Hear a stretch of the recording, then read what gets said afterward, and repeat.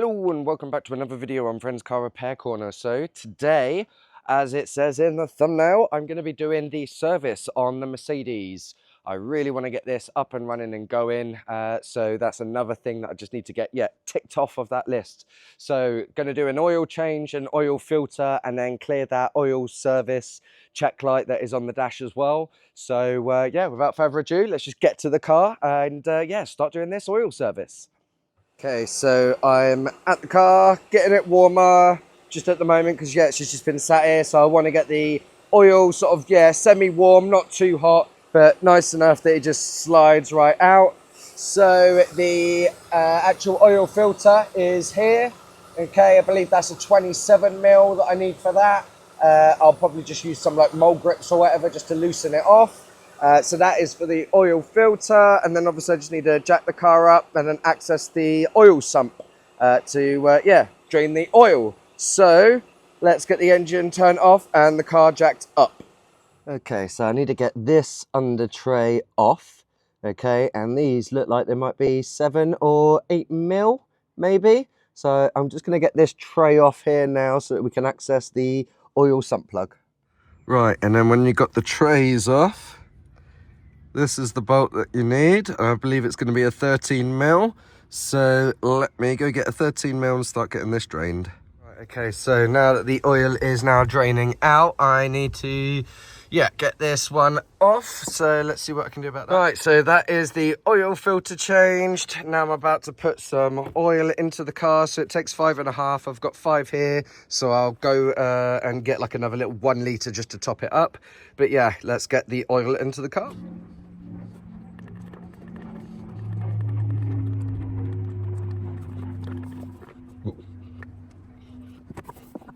Maybe that's the better way of doing it. Seeing as we're here in the engine bay, might as well give it a quick, yeah, clean. So yeah, let's clean the engine bay.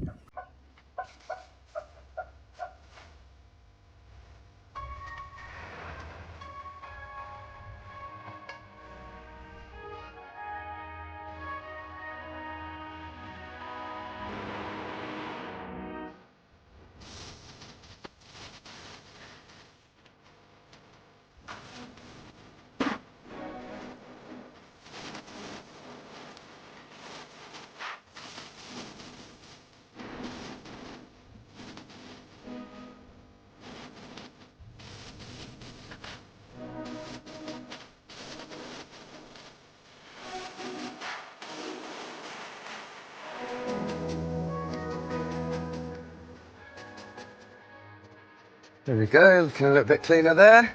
So oil filter done, oil in. So now I just need to put the trays back on and tidy up. Right, okay, so I have just done the service thing. Position 1, 1, 2, 3, gets me to that. Press this button until you get to the mileage. Okay, then use the down arrow. Okay, until I got to, yeah, the service one. Obviously my one then says that. Held this down.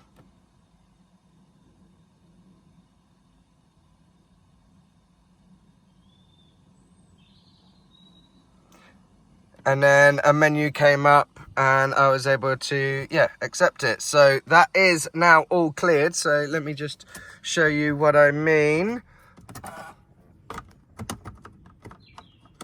I can turn it on now. And I should only have, okay, light and brake pad, light and brake pad. So that is now the service light turned off on this. I don't know why we've now got the lights come on. Obviously we did do the headlight restore. Maybe we've knocked them or done something. So yeah, let's have a look at the headlights and go from there. Right, okay, so that is why I've got the light on my dash. As you can see, one of them is now not working. So I have now got those ordered from eBay and they should be here in a couple of days. So that will then remove that light from my dash. I also have a new brake pad wear sensor to apply to the front wheel, and the new discs and pads coming.